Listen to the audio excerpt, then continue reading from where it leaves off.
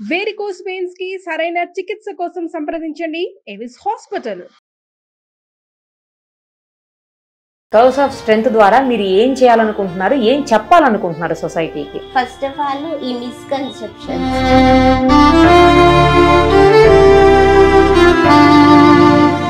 నేను వద్దనుకోవడానికి కూడా ఇంకో రీజన్ ఉంది. ఏంటండి అది?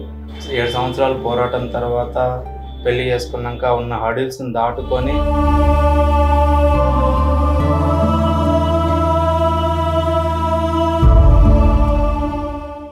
నాకు అనెస్థేషియా స్పైన్కి ఇవ్వడానికి పాసిబిలిటీ లేదు. బికాస్ ఆఫ్ నా స్పైన్ కర్వ్ ఉంది కాబట్టి ఓపెన్ ఇస్తున్నారు. ఓపెన్ ఇచ్చినప్పుడు 40 to 50% రిస్క్ ఉంది నాకు. అంటే ఒక స్కోలియోసిస్ అమ్మాయి ప్రెగ్నెన్సీ వస్తే ఎవరికి ఏమీ ఐడియా లేవు, కంబైన్డ్ గా ఒపీనియన్ ఇవ్వట్లే.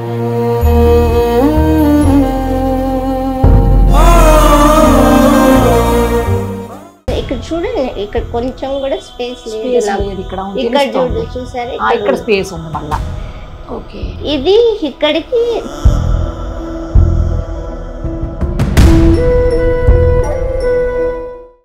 అల్టిమేట్ డ్రీమ్ నాది ఏదైనా ఉంది చిన్నప్పటి నుంచి అంటే, అసలు ఆ డ్రీమ్ అచీవ్ చేసే క్రమంలో నాకు ఎదురైన సవాళ్ళు,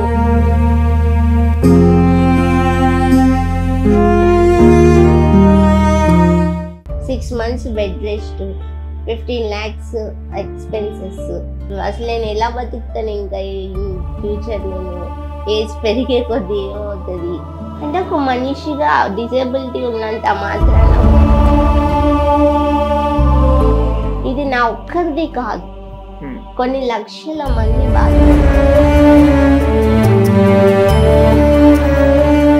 ఇంత ఎఫర్ట్ పెడితే గానీ నేను బేబీ ఇద్దరం ప్రాణాలతో సేఫ్ గా బయటికి రాలేని పరిస్థితి.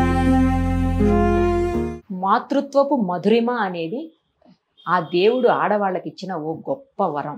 అమ్మతనంలోని కమ్మదనాన్ని చవి చూస్తే గాని తెలియదు. కానీ ఈ రోజుల్లో చాలామంది ఆరోగ్య సమస్యలతోనో, లేదంటే కొందరైతే కెరియర్ అనో, అందం పాడైపోతుందనో అమ్మతనానికి దూరం అవుతున్నారు. కానీ ఇప్పుడు మన ఎదురుగుండా ఉన్న గెస్ట్ మాత్రం ఓ గొప్ప మనసున్నటువంటి వ్యక్తి, ఒక స్పెషల్ గెస్ట్. ఎందుకు ఈ మాట అంటున్నానో తెలుసా? తాను చిన్నప్పుడే పోలియో బారిన పడినటువంటి ఒక దివ్యాంగురాలు. కానీ అమ్మతనాన్ని చవి చూడాలని, మాతృమూర్తి కావాలని ఎవ్వరూ చేయనటువంటి ఓ దుస్సాహసానికి ఆమె ఈరోజు తెరదీశారు. నార్మల్ పర్సన్సే ప్రెగ్నెన్సీతోటి ఉంటే రకరకాల సమస్యలతో, ఇబ్బందులతో బాధపడుతూ ఉంటాం. అలాంటిది ఆమె సరిగా కూర్చోలేరు, అస్సలు నిలబడలేరు, పడుకోవాలన్న ఇబ్బందే, రకరకాల హెల్త్ ఇష్యూస్. అయినప్పటికీ తాను అమ్మను కావాలని, తల్లిగా తన బిడ్డను 2 చేతులతో ఎత్తుకొని ముద్దాడాలి అని గత 9 నెలలుగా పోరాటం చేస్తూనే ఉంది. అసలు ఆమె జీవితమే పోరాటం. పోరాటాలకి కేర్ ఆఫ్ అడ్రస్ తానే కొప్పుల వసుంధర. ఒక్కసారి మనందరికీ తెలిసిన వ్యక్తే అయినా కూడా కొన్ని కోణాలు మనకు తెలియని ఉన్నాయి.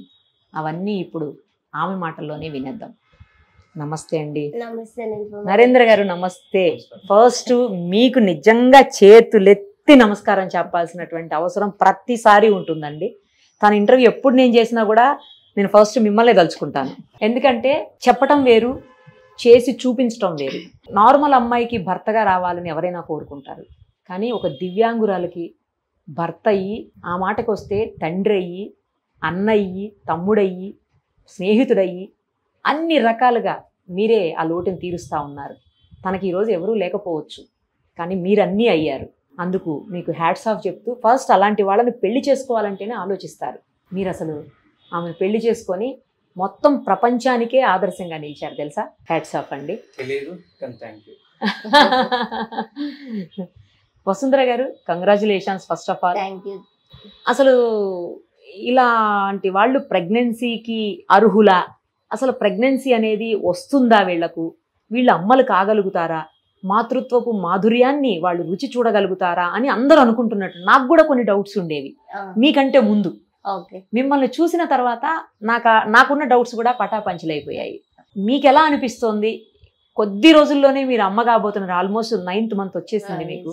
కొద్ది రోజుల్లోనే ఒక చిట్టి తల్లిని మీరు చేతులారా ఎత్తుకొని గుండెలకు హత్తుకుంటారు అనిపిస్తే ఏమనిపిస్తోంది? అదొక ప్రౌడ్ మూమెంట్ ఎవరికైనా, స్త్రీకైనా కానీ. తల్లి అవగానే ఇంకా 100% ఫుల్ఫిల్ అయిపోతుంది లైఫ్.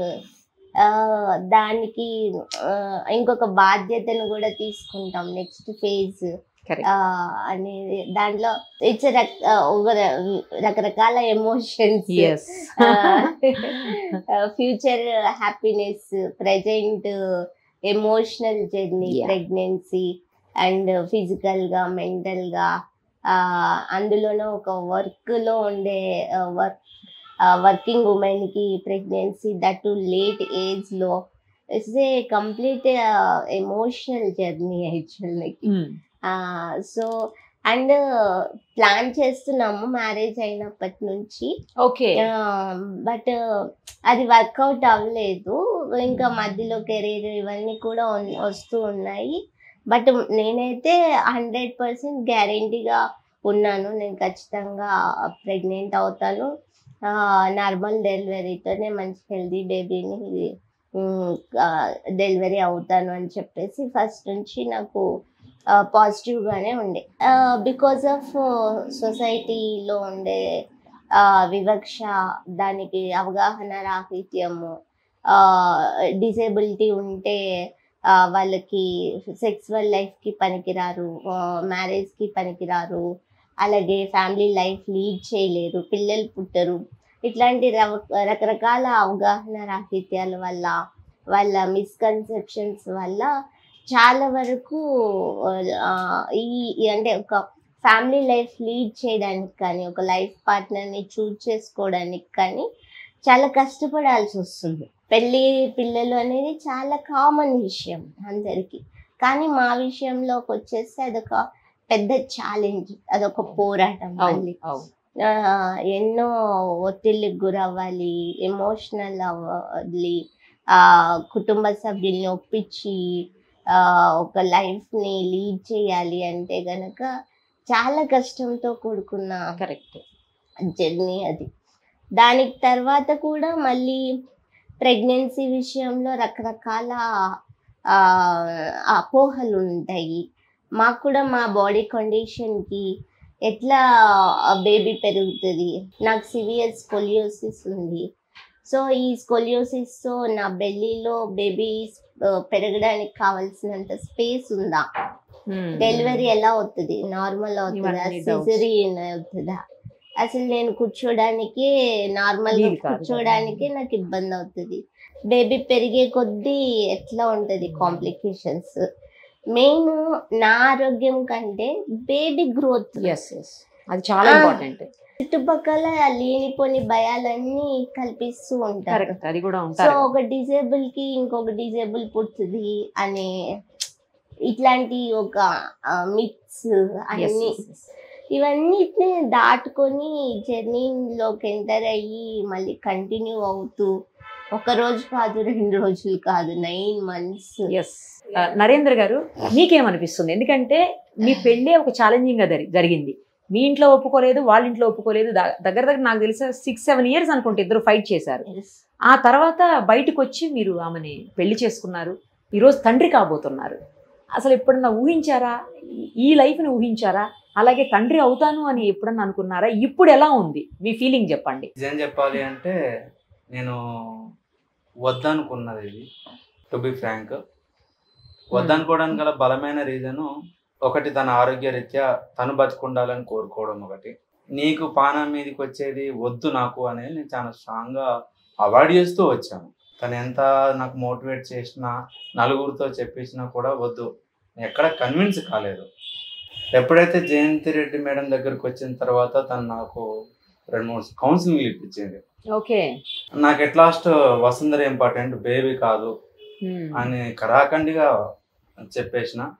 ఇద్దరిని ఇచ్చి పంపించే బాధ్యత నాది, నమ్ము అని చెప్పేసి మేడం అన్న తర్వాత నేను ఇంకా బ్లైండ్లీ ఓకే చెప్పడం జరిగింది. ఈ అన్నిటికంటే ముఖ్యంగా తనే నాకు ఒక బేబీ.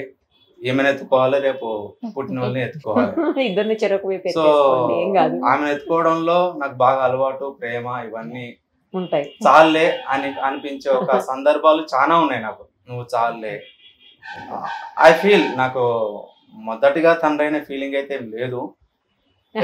తనని ఎత్తుకొని తిరగడం వల్ల నాకు మొదటిగా తనకుంటుందేమో మొదటిసారి. చాలా బాగా చెప్పారు, అసలు గ్రేట్ అండి. నాకు ఆ ఫీలింగ్ అయితే ఏం లేదు. ఆల్రెడీ ఒక బేబీ ఉంది కదా, ఇంకో బేబీ ఇంట్లోకి వస్తున్నట్టుందేమో మీకు. అంతే. ఏమంటారు వసుంధర గారు, ఎంత బాగా చెప్పారు కదా. తనకి అంటే ఆల్మోస్ట్ వాళ్ళు అంతే 24/7 నన్ను ఎత్తుకోవడం, నాకు సపర్యలు చేయడం, నాకు అందించడం, తనకి అలాగే ఉంటుంది ఖచ్చితంగా. అదొక మిక్స్డ్ ఎమోషన్ చెప్పాలంటే. ఒక భార్యగా, మళ్ళీ ఒక బిడ్డగా చూసుకొని భర్త ఎక్కడ దొరుకుతారు కదా. అయితే ఈ ఇద్దరు జర్నీ మేమిద్దరం, సో ఫ్యామిలీ అనేది ఎప్పుడో కలుస్తున్నారు, కానీ ఒక లోన్లీనెస్ అనేది ఉంటుంది కదా లైఫ్ లో. మాకు ఒకరు ఉంటే అది ఫుల్ కంప్లీట్ అవుతుంది. నేను వద్దనుకోవడానికి కూడా ఇంకో రీజన్ ఉంది. ఏంటండి అది? మేమిద్దరం ఏదో అలా సంచరిస్తూ బతుకుతున్నాం. అందరు వదిలేసిన తర్వాత మాకు పుట్టే పిల్ల తను వసుంధర రెగ్యులర్ ఓ మాట అనేది, కామానికి కాదు పుట్టాల్సింది, ప్రేమకు బాధ్యతకు పుట్టాలి అని చెప్పి. కరెక్ట్ కదా మరి. సో ఆ బాధ్యత ఎత్తుకోవాలి అంటే ఫైనాన్షియల్ కూడా ఫిట్ ఉండాలి. అది రావడానికి చాలా టైం పట్టింది మాకు. 7 సంవత్సరాలు పోరాటం తర్వాత పెళ్లి చేసుకున్నాక ఉన్న హడిల్స్ని దాటుకొని ఓకే మనం ఇంకొకరికి తిండి పెట్టగలము, ఇంకొకరిని అడగకుండా అనే స్థితిని మేముగా నమ్మినప్పుడు ముందుకు వచ్చినాం. అట్లా రావడానికి తనకు 37 years పట్టింది. సో ఇదొక బ్యారియర్. అయితే పుట్టిన తర్వాత పిల్లలకి కావాల్సిన వాతావరణాన్ని కూడా ఇవ్వాలి. అవును కదా. నానమ్మ, తాత, ఇవన్నీ బంధాలు ఉంటాయి. మనం అనుభవించేది పుట్టే వాళ్ళు అనుభవించొద్దు అనేది నేను మొదటి నుంచి అనుకున్నాను. అందుకు కూడా వద్దు అనుకున్నా. రాని దానికి పిల్లలు అడిగేదానికి మనం సమాధానం చెప్పలేము. ఆ పరిస్థితి ఎందుకు కొని తెచ్చుకోవడం ఎందుకు? ఉన్న కష్టాలు ఎట్లా కాదనుకొని తెచ్చిపెట్టుకునేవి ఇంకా చాలా ఉన్నాయి. మనం ఇంకొకరికి రెస్పాన్సిబిలిటీ ఉన్నప్పుడు వాళ్ళ ఎదుగుదలలో ఇవి లోపాలుగా మనం చూపించవద్దు అనే ఉద్దేశంతో నేను చాలా కాలం అవాయిడ్ చేసిన పిల్లలు, నాకు వద్దు అని చెప్పేసి. నానమ్మ తాతలు పెంచలేని పిల్లలు బాగోదు, అది అనుభవించడానికి ఎవరికి రావద్దు ఆ సిచ్యువేషన్. కనీసం ఇప్పుడైనా వాళ్ళు వచ్చి మీతో మంచిగా ఉంటే బాగుంటుందేమో ఆలోచన లేదా వాళ్ళకి? మేము మాక్సిమం ప్రయత్నం చేసాం నిరుపమ గారు. మొన్న కూడా వాళ్ళకుండే అపోహలు లేదా అపార్థాలు, అంటే ఒక కుటుంబంలో మనుషుల మధ్య ఒక గ్యాప్ వచ్చిన తర్వాత అది మళ్ళీ గ్యాప్ ఫిల్ అయ్యి అవన్నీ పోవడానికి టైం పడుతుంది. ఏమోలేండి, మీ ఇంట్లో బాబో పాపో వస్తే వాళ్ళే వస్తారేమో, మనవడు మనవరాల కోసం, తెలియదు కదా. వస్తే సంతోషం, పెరిగే వాళ్ళకి ఆ లోటు ఉండొద్దు అనేసి నాకు తెలిసి వస్తారు ఖచ్చితంగా. మీ ఇద్దరి మధ్యన బాండింగ్ చూసిన తర్వాత అయినా, మీ ఇద్దరి మధ్యన ఒకరి మీద ఒకరికి ఉన్నటువంటి అనుబంధం, ప్రేమ, ఆప్యాయత, అనురాగం ఇవన్నీ చూస్తుంటే రేపు పొద్దున పుట్టబోయే పిల్లలు కూడా మరింత మంచి బంగారాల్లో వస్తారేమో మీ నుంచి. వాళ్ళని చూసుకోవడానికైనా మేబీ వాళ్ళు వస్తుండదు. సో ఇలాగో అమ్మ వచ్చి అంతా చూసుకుంటుంది నన్ను. మీ సైడ్ నుంచి పర్వాలేదు, కొంచెం తన సైడ్ నుంచి కూడా వాళ్ళ బంధువులందరూ వచ్చారు, ఎక్సెప్ట్ వాళ్ళ ఫ్యామిలీ మెంబర్స్, వాళ్ళ అమ్మ నాన్న పాపం వాళ్ళ కోసం వెయిటింగ్. వస్తారు ఖచ్చితంగా.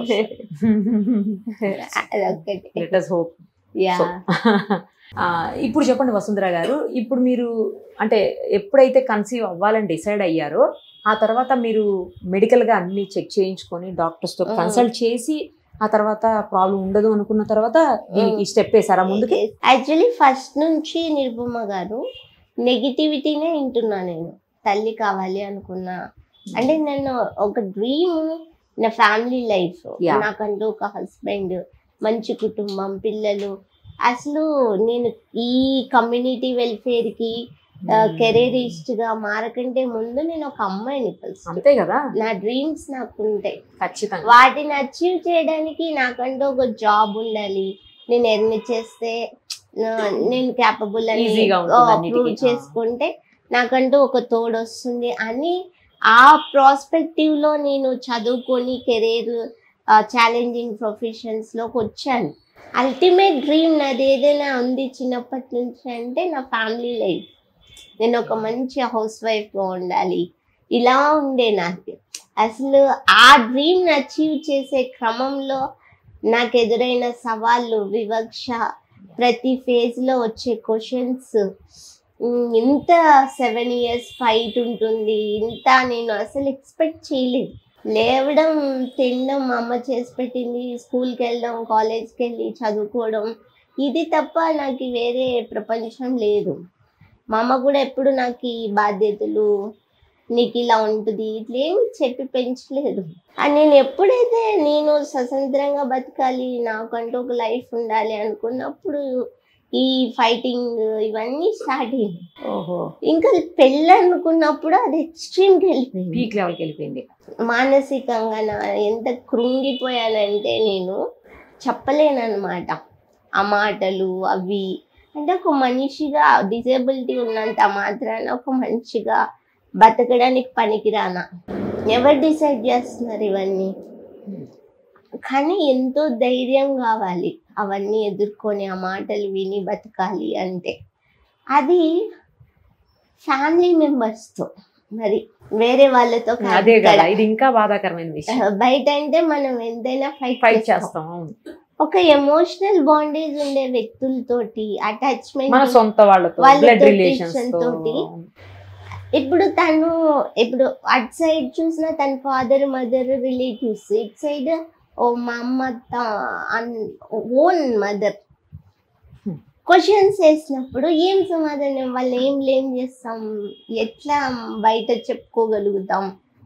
ఇంట్లో వాళ్ళని బయట పడేయలేము, చెప్పుకోలేము, బాధ భరించలేము. అలా ఒక జర్నీ ఉంటుంది. అప్పుడు నాకు పర్సనల్ గాను ప్రొఫెషనల్ గాను రెండు వైపులా నాకు అటాక్ అన్నమాట. ఈ 10 ఏళ్ళు జర్నీ. ఎప్పుడో ఒక నార్మల్ అమ్మాయి అయితే ఒక 25 ఏళ్ళకి పెళ్లి చేసుకుని హ్యాపీగా వెళ్ళిపోయి, ఈ పాటికి నాకు 10-12 ఏళ్ళ బాబు పాప ఉండాల్సిన స్టేజ్ ని ప్రతి ఫేజ్ లో నిరూపించుకుంటూ కెరీర్ పరంగా డబ్బులు సంపాదించుకొని పెళ్లి చేసుకోవడానికి ఫైట్ చేసి, మళ్ళీ నేను పిల్లల కంటే వాళ్ళకి రెస్పాన్సిబిలిటీ ఉండాలని ఆ స్టేజ్కి రావడానికి కొద్దిగా జర్నీ చేసి, అని నేను మదర్ అవ్వడానికి ఇది ఒక 10 ఏళ్ళ పోరాటం. ఇది ఒక రోజుది కాదు. ఇది ఇక్కడ దాకా వస్తే పెళ్ళి ఎక్కడ మీరు దాన్ని గివ్ అప్ చేయలేదు చూడండి, అది గ్రేట్ నిజంగా. వస్తుంది నాకు ఎందుకు అనిపించిందంటే, ఎందుకు గివ్ అప్ చేయకూడదు అనిపించిందంటే, మా అమ్మ అడగొచ్చు, నా హస్బెండ్ అడగొచ్చు వద్దు అది ఇది అని, కానీ వాళ్ళకేం తెలుసు వైకల్యం? నాది వైకల్యం, మీది కాదు.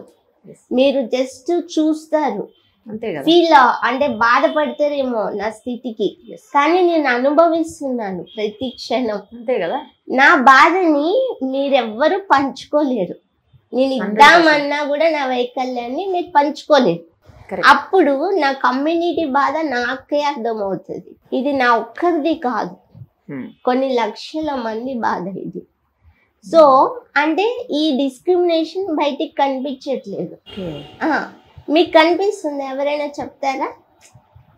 మమ్మల్ని పెళ్ళిళ్ళు అవ్వట్లేదని ఎవరైనా కంప్లైంట్ ఇస్తున్నారా బయటకు వచ్చి డిజేబుల్ వాళ్ళు? కానీ లోపల ఎంత సఫర్ అవుతున్నారు తెలుసా వాళ్ళు? ఈ ఇంటర్నల్ గా అంటే ఈ journey just matter of marriage, పిల్లలు అనేది ఎంత క్యాజువల్ విషయం, ఎంతో సంతోషంగా జరగాల్సిన విషయాల్లో పెళ్లికి పోరాటం చేయాలి, ప్రేమించడానికి పోరాటం చేయాలి, వాళ్ళని ఒప్పించడానికి పోరాటం చేయాలి. పెళ్ళైన తర్వాత ఎక్స్పెక్టేషన్స్ మళ్ళీ చూసాము, 3 ఏళ్ళు అయింది ఇంకా కన్సిడర్, అందుకే వద్దన్నాం అమ్మాయిని అనే ఒక నాకుంటుంది. తనకి ప్రేమ ఉంది, తను ఏ విధంగా అనుకోవచ్చు, కానీ నా సైడ్ ఒకటి ఉంటుంది కదా క్వశ్చన్ కదా వాళ్ళ ఇంట్లో వాళ్ళకి. సో అమ్మాయికి పిల్లలు పుట్టారనే మేము వద్దన్నాం. ఇట్లాంటి అన్ని సవాళ్ళకి నేను సమాధానం చెప్పాలి. నేను సొంతంగా మరి నాకు ఎన్ని క్వశ్చన్స్ ఉంటాయి. ఇప్పుడు నేను ఈడున్నాను, బేబీ పుట్టాక వాడికి వచ్చి పెరుగుతాడు, అటు ఇటు పోతాడు, నేను వాడితో పరిగెత్తలేను. నాకెంత ఎమోషన్ ఉంటుంది. అంతే కదా. వాడిని ఎత్తుకొని గోరుముద్దలు తినిపించాలి, ఇవన్నీ అంటే నేను మానసికంగా ఎంతో సిద్ధపడాలి ఇవన్నిటిని ఫేస్ చేయాలి. Correct correct. ఆ ఫేజ్ కి నాకు ఇంట్లో వాళ్ళ సపోర్టు, చుట్టూ ఉండే వాళ్ళ సపోర్ట్ ఎంతో అవసరం ఎమోషనల్ గా. కానీ ఇక్కడ నన్ను ఒంటరిని చేసేసి గుచ్చి నన్ను మానసికంగా ఇబ్బంది పెట్టేసి ఆ దాటి మళ్ళీ నేను ఈ ఎమోషన్ ని బేర్ చేయడానికంటే ఒక చాలా గుండె ధైర్యం కాదు దానికి, ఇంకా ఏదో ఉండాలి. ఇంకా అవన్నిటికీ నేను మానసికంగా సిద్ధపడి మళ్ళీ ఆరోగ్యపరంగా నాకు ఎటువంటి కాంప్లికేషన్స్ వస్తాయో కూడా తెలియని ఒక స్థితిలో నేను కన్సీవ్ అయ్యాను. ఎందుకంటే ఎక్కడ ఏం లేదు నిరుపమ గారు, స్టడీ చేయడానికి, చదువుకొని తెలుసుకోవడానికి ఏమవుతుంది. ఒక స్కోలియోసిస్ అమ్మాయి ప్రెగ్నెన్సీ వస్తే ఎవరికి ఏమీ ఐడియా లేవు. ఏ డిపార్ట్మెంట్ ఆ డిపార్ట్మెంట్ గురించి చెప్తుంది కానీ కంబైన్డ్ గా ఒపీనియన్ ఇవ్వట్లా. అతనికి గైనిక్ మీద ఐడియా లేదు. నువ్వు కన్సీవ్ అయితే ఇట్లుండొచ్చు నీ పరిస్థితి, బేబీ ఇంతవరకు ఇన్ని మంత్స్ నువ్వు బేర్ చేయొచ్చు, తర్వాత ఇట్లా బెడ్ రెస్ట్ తీసుకోవాలి, ఈ ఫుడ్ తీసుకోవాలి, ఈ ఎక్సర్సైజ్ చేయాలి, నీకు అనస్థేషియా ఇవ్వడానికి ఇట్లుంటుంది. ఇట్లా ఒక కేస్ స్టడీస్ కానీ ఏదన్నా చదువుకోవడానికి ఒక పుస్తకం కానీ ఎవరితోనైనా డిస్కస్ చేయడానికి ఒక వ్యక్తి కానీ లేని ఒక సొసైటీ ఏమనాలో అర్థం కాదు నాకు. ఏదైతే అదైతుందని చెప్పేసి దేవుడి మీద భారం వేసేసి విల్ పవర్ తోటి కన్సీవ్ అయ్యాను. ఇంకా ఆగకూడదు. నా నమ్మకం, నా పాజిటివ్నెస్. 7th month వరకు కూడా నాకు ఎటువంటి కాంప్లికేషన్స్ లేవు. బేబీ గ్రోత్ బాగుంది. మేడం ఫస్ట్ నుంచి ప్రీమెచ్యూర్డ్ అన్నారు. అంటే 7th లో అన్నట్టు. 7th లో నేను అనుకున్నా బేబీ పెరిగి నా లోపల పెరిగితే తన హెల్దీగా వస్తుంది బయటికి, ఇంక్యుబేషన్ లో పెరగకూడదు. సో నా నమ్మకం నాది, నా నమ్మకమే గెలిచింది. ప్రీమెచ్యూర్డ్ బేబీ స్టేజ్ దాటేసాను. ఇప్పుడు 8th month 3rd week కూడా అయిపోయింది. 4th week almost 9th month వచ్చేస్తుంది.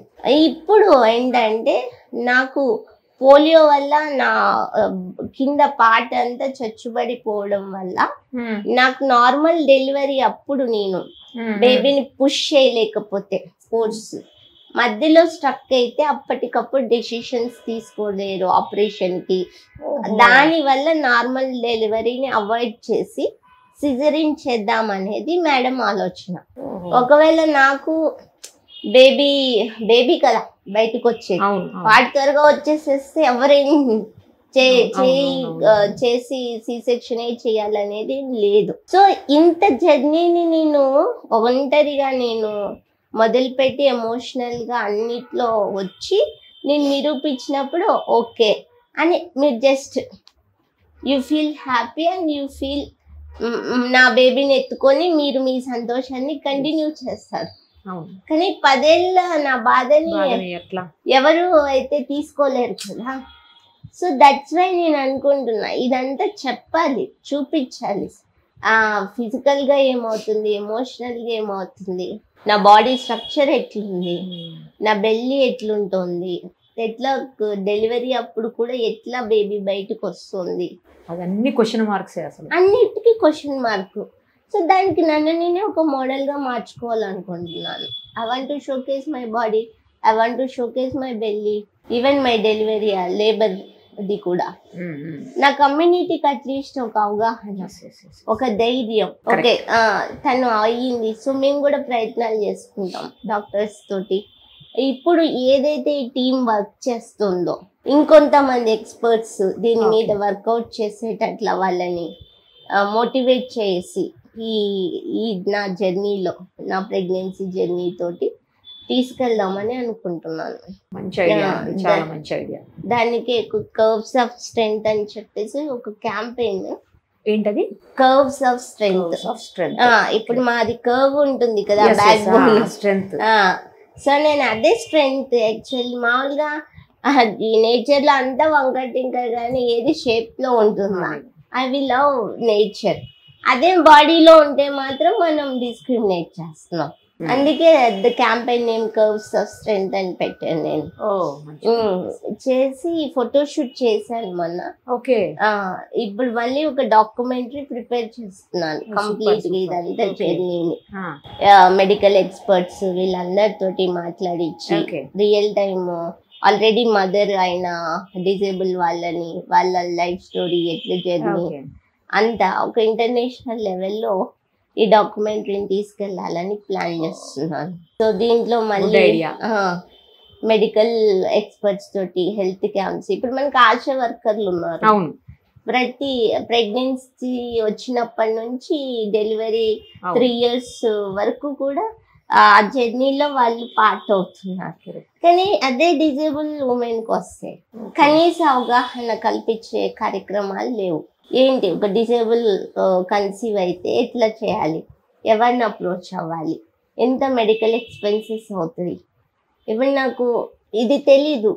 7th month దాటిన తర్వాత కాస్త ఉమ్మనీరు తగ్గింది, నా blood group baby blood group different గా ఉండొచ్చేమో అనే ఒక డౌట్, బెనిఫిట్ ఆఫ్ డౌట్. ఏదైనా సీరియస్ అయితే ఇమ్మీడియట్ గా సి సెక్షన్ కి వెళ్ళిపోదామని మేడం నన్ను ఇప్పుడు అక్టోబర్ నుంచి ఇక్కడే పెట్టారు అబ్జర్వేషన్ హాస్పిటల్లోనే ఉన్నా. 1 month సో మేడం కి నేను ఒక బేబీ లెక్క పర్సనల్ కేర్ ఉంది, ఒక కూతురు లెక్క తన కన్సర్న్ ఉంది కాబట్టి తను ట్రీట్ చేస్తున్నారు ఫస్ట్ నుంచి. జయంతి రెడ్డి గారు నంబర్ 1 డాక్టర్ అండి. ఆవిడ nice person, such nice person. మనం ఎక్కడ చూడండి ఎరుతుంటారు. ఆ పాజిటివిటీ అంతా నాకు కూడా కంటిన్యూ అవుతుంది. అది అందరికీ దొరకదు కదా. Correct correct. నాకు ఉన్న ఈ సపోర్ట్ సిస్టమ్ ఇప్పుడు మళ్ళీ 4 lakhs అవుతుంది టోటల్ గా నేను డెలివరీకి నేను బేబీతో బయటికి రావడానికి. మేడం సపోర్ట్ చేస్తున్నా కూడా ఇంత ఎక్స్పెన్సివ్ ఉంది. ఇది ఓన్లీ డెలివరీనే. మళ్ళీ నేను ఇప్పటిదాకా మెడికల్ ఎక్స్పెన్సెస్, టాబ్లెట్స్, ఇంజెక్షన్స్, టెస్ట్లు అవి కాకోకుండా అంటే ఒక 5-6 lakhs ఈజీగా. సో ఇంత బేర్ చేయగలుగుతారా? 4,000-6,000 పెన్షన్ తో బతికే మా కమ్యూనిటీ ప్రెగ్నెంట్ అవ్వాలి అనుకున్నప్పుడు ఇంత ఎక్స్పెన్సివ్ ఉంది. అదే గవర్నమెంట్ నుంచి financial assistance, proper care system ఉంటే కనుక even they can easily handle కదా. మనం ప్రైవేట్ సిస్టమ్కి వచ్చేటప్పటికి దేనికి ఉండే ఎక్స్పెన్సెస్ దానికి ఉంటున్నాం. సో ఇవన్నిటి గురించి కూడా అవగాహన రాహిత్యమే ఉంది కంప్లీట్ గా. ఎవరిని అప్రోచ్ అవ్వాలి, ఏం చేసుకోవాలి, ఏంటి అని.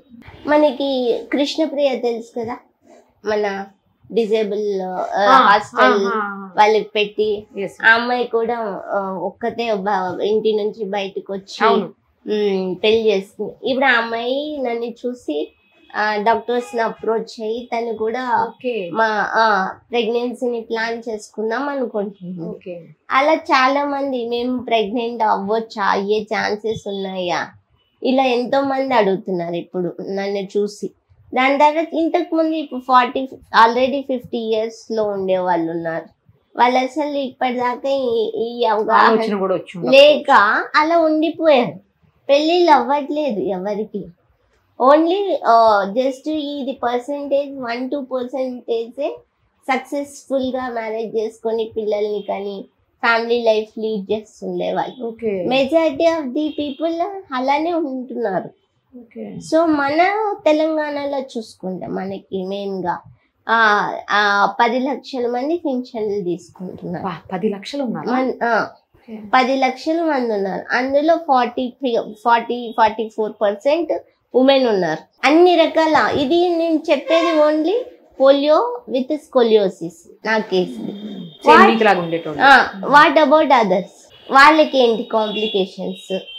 ఎక్కడ కానీ ఎందుకు పెద్ద ఏంటి మనమేమో ఏదో వ్యాధికో దేనికో మనం కనిపెట్టట్లేదు, దాని మీద స్టడీ చేయట్లేదు. ఉన్నదాన్నే స్టడీ చేసి అవేర్నెస్ ని స్ప్రెడ్ చేయడం అంతే. మీకు ఇనిషియేషన్స్ జరగట్లేదు. ఎప్పుడు నేను మీతో ఏ డిస్కషన్ చేసినా ఈవెన్ ఎంప్లాయ్మెంట్ కి అవును. ఎంటర్‌ప్రెన్యూర్‌షిప్ మీరు అసలు అన్ని అంతే కదా, ఎంటర్‌ప్రెన్యూర్‌షిప్ కావచ్చు, ఎంప్లాయ్మెంట్ విషయంలో కానీ. కావచ్చు. తర్వాత అంతకుముందు మీకు గుర్తుందో లేదో మరి మీరు ఎల్లీగా ఉన్నప్పుడు నాకు అది కూడా తెలుసు, ఈ ఎలక్ట్రికల్ దీనికోసం కూడా మీరు అప్పట్లో అబ్దుల్ కలాం గారిని ఆ, కలిసినప్పుడు యా. అది ప్రతి అడుగు తీసి అడుగు నాకు ఇంకా పెట్టే గుర్తుంది అది. ప్రతి దాంట్లో మీరు పోరాటం, ప్రతి దాంట్లో ఏదో ఒక కొత్త ఇన్నోవేషన్ ని తీసుకొని వచ్చి అది మీ చేయాలి. కమ్యూనిటీకి హెల్ప్ చేస్తున్నారు అనేక రకాలుగా అనేక సందర్భాలు. నేను చూసిండే major problem lack of awareness Nirupama garu. అది నాన్ డిజేబుల్ కమ్యూనిటీకి ఉంది. నాన్ డిజేబుల్ కమ్యూనిటీకి అవేర్నెస్ క్రియేట్ చేయాల్సిన అవసరం ఎక్కడుంది? గవర్నమెంట్తో ఉంది. ఇప్పుడు మనకు ఒక ఎయిడ్స్ డే గురించి తెలుసు. నేను అదే చెప్తున్నా, పబ్లిసిటీ. మొన్న కరోనా గురించి కూడా మనం ఎదుర్కొన్నాం, పబ్లిసిటీనే కదా.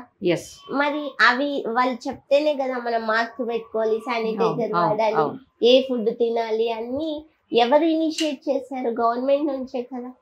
ఇక్కడ మాత్రం ఎందుకు అంత ఇదిగా ఉంటుంది అనేది నాది ఎప్పుడు ఒక పెద్ద క్వశ్చన్. ఎవరో ఒకరు వచ్చి ఇనిషియేట్ చేస్తే తప్ప ఏది జరగట్లేదు.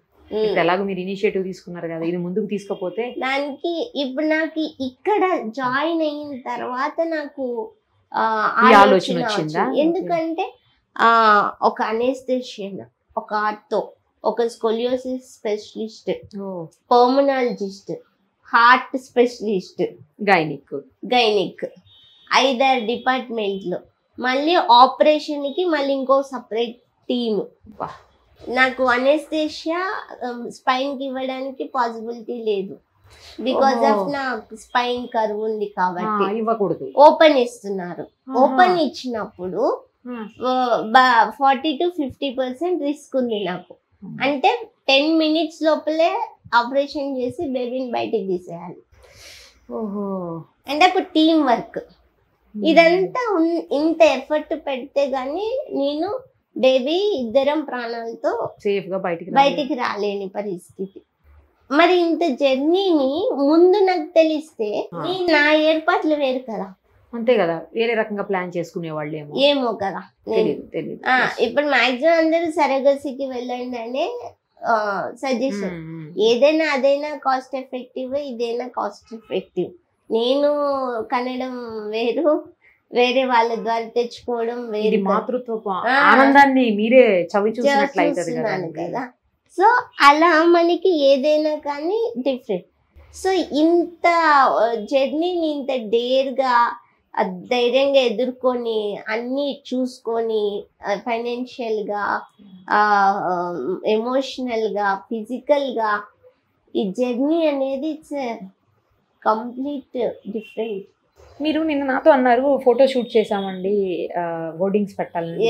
దేనికోసం, ఏంటి అసలు చెప్పండి ఒకసారి. నా స్కోలియోసిస్ లో 158 degrees ఉంది. నా నడుము యాంకర్ షేప్ లో ఉంది. ఇలా వచ్చి ఇలా జస్ట్ యాంకర్ ఉంది కదా, యాంకర్ సేమ్ యాంకర్ షేప్ లో ఉంటుంది నా బ్యాక్ బోన్ కంప్లీట్ గా. సో అప్పుడు నాకు ఒక లంగ్ తక్కువ, ఒక లంగ్ ఎక్కువ ఉంది. అంటే సైజ్ పెరగడం ఆగిపోయింది ఒకటి. అది చిన్నప్పటి నుంచి జరిగింది, ఇప్పటి నుంచి అర్థమైంది. నా కిడ్నీ ఒకటి స్మాల్, ఒకటి బిగ్ ఉంది. నా బెల్లి కూడా సైడ్. ఇప్పుడు బేబీ ఇట్లా పెరుగుతుంది. అవును. ఇప్పుడు నాది ఇలా పెరుగుతుంది. ఇక్కడ మనకి చూస్తే ఇదిగో చూడండి, బేబీ కంప్లీట్ ఇటు సైడ్ ఉంది, ఇటు పెరుగుతుంది. నా యోని ఇక్కడ ఉంది. నా యోని కూడా కర్వ్ ఉంది. అవునా? ఇప్పుడు స్ట్రైట్ గా ఉంటే బేబీ ఇట్లా వచ్చేస్తుంది. నా పెల్విక్ బోన్స్ ఇవి అన్ని షేప్ అవుట్ ఉంటాయి స్కోలియోసిస్ వల్ల. సో అది బేబీ బయటికి రావడానికి, ఇప్పుడు బేబీని నేను ఇలా బేర్ చేయడానికి నేను కూర్చోలేను. ఇప్పుడు మంత్స్ పెరిగే కొద్దీ ఈ భారం ఇక్కడ చూడండి, ఇక్కడ కొంచెం కూడా స్పేస్ లేదు. ఇక్కడ చూసారా, ఇక్కడ స్పేస్ ఉంది మళ్ళా. ఇది ఇక్కడికి తంతుంది నాకు, లంగ్స్ కి. నాకు ఊపిరి తీసుకోవడానికి ఇబ్బంది అయ్యి, నాకు బ్రీతింగ్ మరి ఎక్కువ ప్రాబ్లం అయిపోయింది అంటే వెంటిలేటర్. ఇంత ఇవన్నీ రిస్కీ ఫ్యాక్టర్స్. కానీ బై గాడ్ గ్రేస్ ఇప్పటిదాకా ఏం జరగలేదు, ఇంకా ఏం కూడా జరగదు. చాలా హ్యాపీగా మీరు బేబీని ఎత్తుకొని బయటకు వస్తారు. ఫస్ట్ ఇంటర్వ్యూ నేనే చేస్తాను. సో 37 years నేను ఇదే బాడీతో, అంటే ఇదంతా ఎప్పుడు తెలిసింది నాకు 1-2 years బ్యాక్ నుంచి. ఇవన్నీ అంతకుముందు ఇంత అవగాహన లేకుండింది, నాకు కూడా లేదు. అదే అంటున్నా. సో నా బాడీ గురించి నాకే అవగాహన లేదు. ఎప్పుడైతే ఈ జర్నీని స్టార్ట్ చేద్దాం అనుకున్నప్పుడు ఒక్కొక్కటి స్కోలియోసిస్ స్పెషలిస్ట్ దగ్గరికి వెళ్ళి ఆ టెస్ట్ చేపిస్తే మీకు ఎక్స్రే కూడా చూపిస్తా. అది 158 degrees. నా స్కెల్టన్ నేను చూసినప్పుడు నేను 1 month నేను తేరుకోలేకపోయాను. నా స్కెల్టన్ నేను చూసుకొని ఇలా ఉందా నా బాడీ, అసలు నేను ఎలా బతుకుతాను ఇంకా ఫ్యూచర్. నేను ఏజ్ పెరిగే కొద్దీ ఏమవుతుంది, మామూలుగానే నార్మల్ పర్సన్స్ ఏజ్ పెరిగితే వాళ్ళ బోన్ సిస్టమ్ అంతా అది నేను ఎంతవరకు ఉంటాను. ఇట్లాంటి రకరకాల ఎమోషనల్ గురైపోయాను నేను. మళ్ళీ ఆపరేషన్ చేసుకొని స్క్రూస్తో సెట్ చేసుకొని బ్యాక్ బోన్ని, అది 15 lakhs ఖర్చు ఆపరేషన్స్. అలా చేసుకుంటే నార్మల్ అవుతుందా? ఒక 5 inches హైట్ పెరుగుతాను, బెల్లి కూడా స్పేస్ వస్తుంది. అప్పుడు కన్సీవ్ అయితే ఇంకొంచెం నీకు బెటర్ ఉంటుంది అని డాక్టర్ సజెస్ట్ చేశారు నాకు మెడికోవర్ లో. అయితే నా క్వశ్చన్ ఏంటంటే, నేను ఇప్పుడు ఇలా ఉన్నాను, స్క్రూస్ తో మొత్తం నా బ్యాక్ బోన్ ని సెట్ చేస్తే మరి అది ఏదైనా ఒక స్క్రూ ఇరిగినా మళ్ళీ ఆపరేషన్ చేయాలన్నా, మళ్ళీ ఆపరేషన్ చేయాలి. 6 months bed rest, 15 lakhs expenses. ఇవన్నీ చేసినాక నేను ఎలా ఉంటాను? నేను ఫ్యామిలీ లైఫ్ పనికి వస్తానా?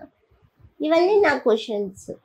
కాకపోతే అప్పుడు అసలే ఉండదు కదా ఛాన్స్ ఇంకా ప్రెగ్నెన్సీకి.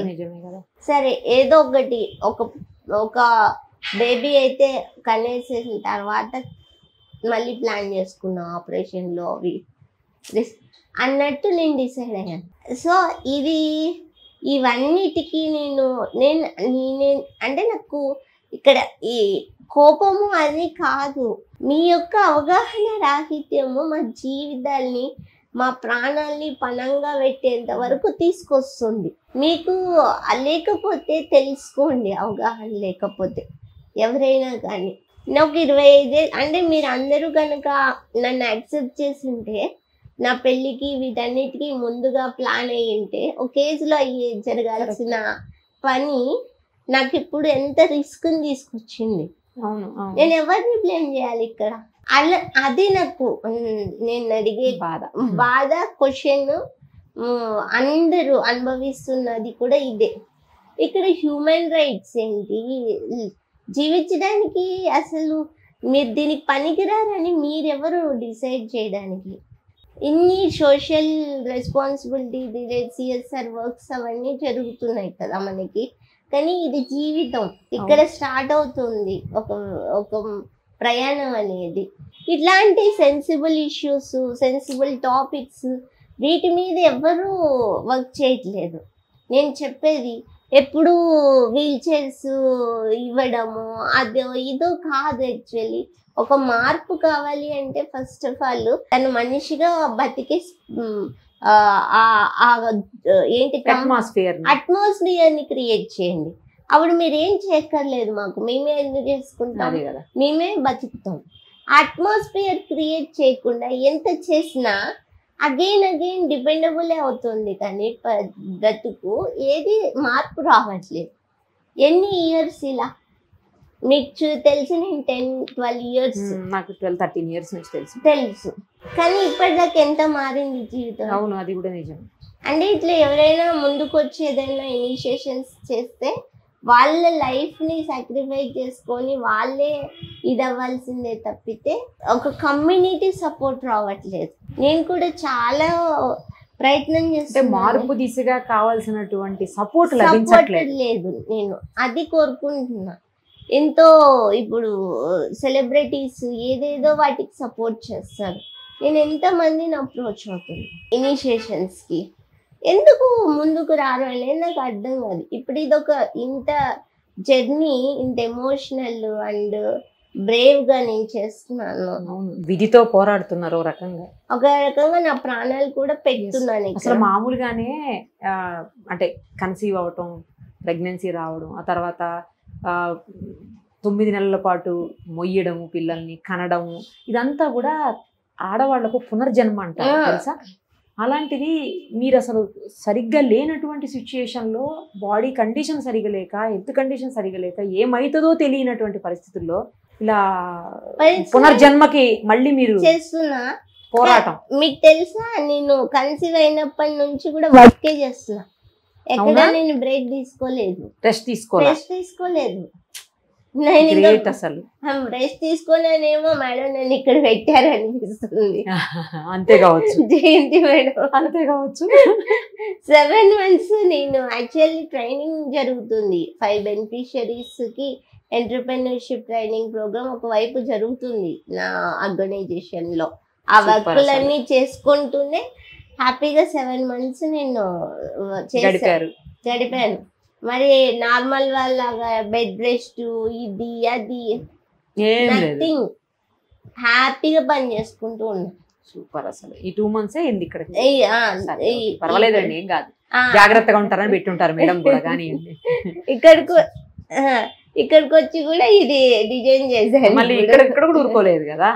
సో ఇప్పుడు ఏంటంటే ఫోటోషూట్ అయిపోయింది November 1st, curves of strength. So అవన్నీ మొత్తం వాళ్ళకి షోకేజ్ చేసి ఎలా ఉంటుంది సిచ్యువేషన్ ఏంటి అని టోటల్ గా హోర్డింగ్స్ పెడదాం హైదరాబాద్ లో అనుకుంటున్నాము. అప్పుడు ఇంకా ఎక్కువ అవేర్నెస్, ఇదేంటి అని అందరూ చూస్తారు కదా, అప్పుడు అసలు అదేంటని తెలుసుకోవాలన్న ప్రయత్నం చేస్తారు, జరుగుతుంది అని చెప్పేసి. సో మేయర్ని అప్రోచ్ అవుతున్నా, ఆమె దొరకట్లేదు. సీతక్కని వీళ్ళని అప్రోచ్ అవుతున్నా, నేను ఇక్కడ ఉన్నాను, తనొక్కడే మా హస్బెండ్ నన్ను చూసుకోవాలి, వర్క్స్ చూసుకోవాలి. ఇక్కడ ఎవరైనా ఉంటేనన్నా కనీసం నన్ను ఎవరు ఎత్తి దించలేరు, నో ఆప్షన్.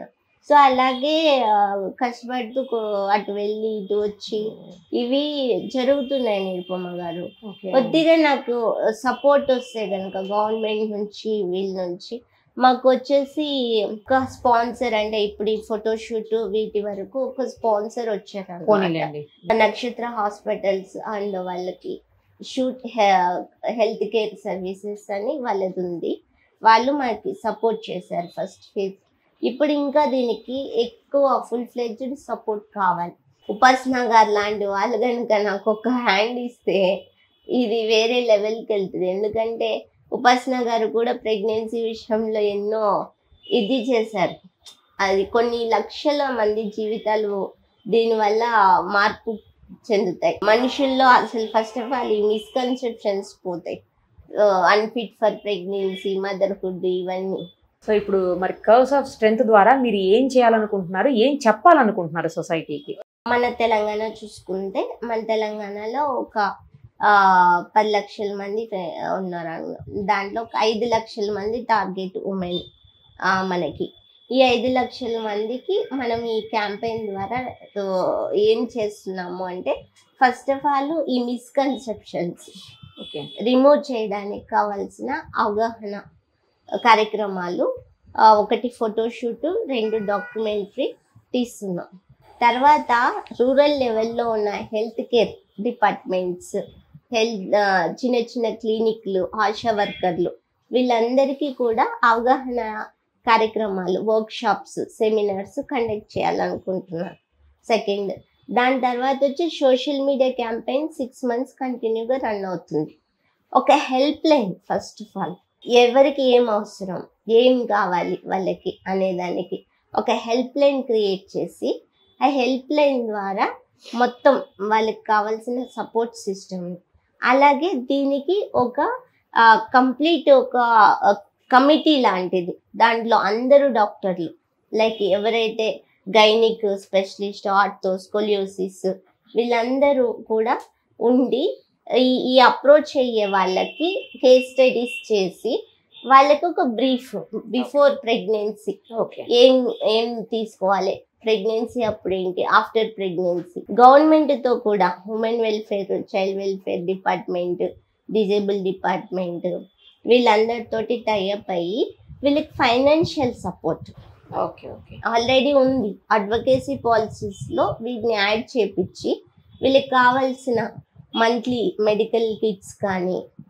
సర్వీసెస్ కానీ ఇలా వాళ్ళ ఇంటి దగ్గరికి ప్రొవైడ్ చేసేటట్టు మొత్తం ఒక 6 months November 14th children's day నుంచి May 11th మదర్స్ డే వరకు complete campaigning different events, workshops, health camps, help line ఒక కమిటీని ఫామ్ చేసి చేయాలని అనుకుంటున్నాను. దీనికి అరౌండ్ ఒక 50-60 lakhs దాకా ఖర్చు అవుతుంది. ఇవన్నీ చేయాలి. Publicity material first of all, only documentary తీయడానికి 10 lakhs అవుతుంది అన్నమాట. ఇప్పుడు అందరివి స్టడీ చేయాలి. నాకు కాంతారి నుంచి నేను ఇంటర్నేషనల్ ట్రైనింగ్ అయిపోయింది కదా లీడర్షిప్, దాంట్లో మాకు 55+ కంట్రీస్లో అరౌండ్ 288 సోషల్ చేంజ్ మేకర్స్ ఉన్నారు నెట్వర్క్. వాళ్ళు దాదాపు ఒక 100 NGOలు స్టార్ట్ చేస్తున్నారు వేరే వేరే కంట్రీస్లో. అక్కడి నుంచి కూడా సపోర్టివ్ సిస్టమ్ని, హెల్త్ రిలేటెడ్ అడ్వాన్స్ ఎక్విప్మెంట్ని అవన్నీ ఇక్కడికి తీసుకొని వచ్చి ఒక యాప్ని కూడా క్రియేట్ చేసేసి ఆన్లైన్ కన్సల్టెన్సీ ఇట్లా ఒక 6 months ఫస్ట్ ఫేజ్లో చేసిన తర్వాత ఎవ్రీ ఇయర్ దీన్ని కంటిన్యూ చేద్దాం అనుకుంటున్నాను నేను.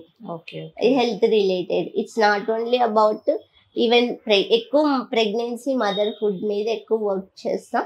ఈవెన్ వాళ్ళ స్మాల్ హెల్త్ ప్రాబ్లమ్స్ ఇష్యూస్ ఉన్నా కూడా ఓన్లీ ఉమెనే కాదు మెన్ కూడా ఉంటుంది కదా, వాళ్ళు పెళ్లి చేసుకోవాలని ముందుకు రావాలనుకున్నప్పుడు ఒక డిజేబుల్ ఇంకో డిజేబుల్నే పెళ్లి చేసుకోవాల్సి వస్తుంది. దానివల్ల కొన్ని హెల్త్ ఇష్యూస్ కూడా ఉన్నాయి, బేబీస్ ఎక్కువ అవుతాయి కూడా. కానీ నాన్ డిజేబుల్ కమ్యూనిటీ కొంతవరకు రెడీగా ఉంది. అందరూ కాదు కానీ కొంతవరకు వాళ్ళు కూడా సిద్ధంగా ఉన్నారు ఒకరికి లైఫ్ ఇవ్వడానికి. కానీ కొన్ని ఇట్లాంటివి అంటే సోషల్ స్టిగ్మా ఉంటది, రిలేటివ్స్ నుంచి, ఫ్యామిలీ మెంబర్స్ నుంచి రెసిస్టెన్స్. ఇప్పుడు యూత్ అంత మూర్ఖంగా లేరు, వాళ్ళు కంఫర్టబుల్. బట్ ఈ అవగాహన కనుక ఉంటే వాళ్ళు కూడా ఇంకా స్ట్రాంగ్ గా వాళ్ళతో ఫైట్ చేయగలుగుతారు. అన్నిటికీ ఉంది సొల్యూషన్, ఎందుకు మీరు కాదంటారు? కొన్ని అయితే ఇట్లా అంటే నేను మీకు చెప్పా కదా పెళ్లికి ముందు సెక్స్ కి పనికొస్తావా అని నన్ను అడిగినప్పుడు నాకేం చేయాలో తెలియదు అప్పుడు. ఇప్పుడైతే నేను డాక్టర్ దగ్గరికి వెళ్ళి సర్టిఫికేట్ తీసుకొని ఇచ్చేసేదాన్ని, ఐఎమ్ ఫిట్ ఫర్ ఎవ్రీథింగ్ అని చెప్పేసి. అందులో తప్పు తెలియదు కదా, తెలీదు, ఎమోషనల్ అయిపోయాను అప్పుడు అడిగేసరికి. కానీ మనకి అంత మన సొసైటీ, మన మైండ్ సెట్, మన కల్చరల్ అంత లేదు కదా డెవలప్మెంట్. కానీ ఉండాలి, అట్లా ఉండి మాట్లాడి ఓపెన్ అప్ అయితేనే తెలుస్తుంది. నా గురించి నేను తప్ప ఎవరు చెప్పలేరు కదా, అంతే కదా, లైక్ దట్. సో దీనికి నేను స్పాన్సర్స్ ని, ఒక టీమ్ సపోర్ట్ ని, ఎవరైనా దీనికి మెడికల్ సైడ్ తెలిసిన వాళ్ళు, కార్పొరేట్ హాస్పిటల్స్, లైక్ ఇప్పుడు మనకి బోలేని ప్రోడక్ట్స్ ఉన్నాయి, మామార్త్ కానీ, ఫస్ట్ క్రై కానీ, బేబీ ప్రోడక్ట్స్, మదర్ ప్రోడక్ట్స్, ఇలాంటి కార్పొరేట్ సమస్యలు కూడా ఎవరైనా నాకు సపోర్ట్ చేస్తే కనుక ఇది ఇంకా ముందుకెళ్ళి చాలా మంది లైఫ్కి హెల్ప్ అవుతుంది. మేము GHMCతో కూడా టైఅప్ అయ్యి బస్ స్టాప్ హోర్డింగ్స్ ఒక 15 days హోర్డింగ్స్ స్పేస్ తీసేసుకొని పబ్లిసిటీ పెట్టాలి. ఇవి 2 times పెడతాం. ఇప్పుడు ఒక December 3rd international day of persons with disability ఉంది, తర్వాత మదర్స్ డేకి అలా 2 times ఒక 50 హోర్డింగ్స్ టోటల్ సిటీ. తర్వాత booklet, pamphlets, posters about this disability motherhood, ఏంటి ప్రాబ్లమ్స్, ఏమేమి ఉంది, ఇట్లాంటివన్నీ. దీనికి ఇంటర్నేషనల్ వైడ్గా ఉండే డాక్టర్స్ని కూడా ఇక్కడికి పిలుచుకొని వచ్చి ఈ కమిటీ ఇన్వాల్వ్ చేసి వాళ్ళ ద్వారా కూడా కంప్లీట్గా ఫుల్ ఫ్లెడ్జ్డ్ వాళ్ళకి medical care and advance equipment ఉన్నాయి కొన్ని, వాటిని కూడా ఇక్కడ తీసుకురావాలి అని చెప్పేసి అనుకుంటున్నాను నేను. అలాగే ఇప్పుడు మనం చూసుకుంటే success story Balalatha Mallavarapu madam ఉన్నారు, బాలలత మేడం ఐఎస్బి, ఆమె కూడా సక్సెస్ఫుల్ మదర్, తనకు బేబీ బాబు ఉన్నాడు. సో చాలా మందికి ఉన్నారు బేబీస్, ఈ వీల్ చైర్ యూజర్స్ కానీ అదర్ డిజేబుల్ కేటగిరీ. వాళ్ళ స్టోరీస్ అన్నిటిని we can publish even in the documentary also. వాళ్ళ స్టోరీస్ చూపించాలి, అండ్ ముఖ్యంగా medical related. All the very best అండి. చాలా హ్యాపీగా ఉంది మిమ్మల్ని ఇలా కలవడము. Thank you. మళ్ళీ ఖచ్చితంగా మీరు డెలివరీ అయ్యే లోపు నేను ఇంకొకసారి వస్తాను. మీరు అన్నది ఏదో కార్యక్రమం ఉంది కదా, కర్వ్స్ ఆఫ్ స్ట్రెంగ్త్ అనేది, దానికి ఏ రకంగా మేము అంటే మీడియా సైడ్ నుంచి ఎట్లా సపోర్ట్ చేయగలుగుతామో మీరు చెప్పండి. నేను డెఫినెట్ గా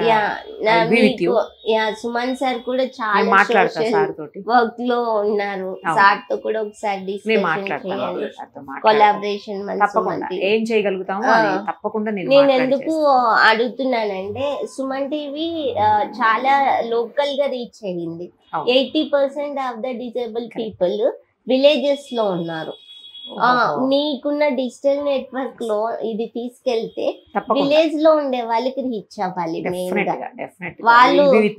సో ఆ విలేజ్ లో ఉన్న వాళ్ళ పేరెంట్స్ వాళ్ళు ఇవి చూస్తే వాళ్ళకి కొద్దిగా అవగాహన వస్తుంది. తప్పకుండా మీరు ఏం చెప్తారు అంటే ఏ ప్రోగ్రామ్స్ చేస్తున్నారు ముందుగా నాకు చెప్తే సపోర్ట్, నో ప్రాబ్లం, అందులో నో డౌట్ కూడా.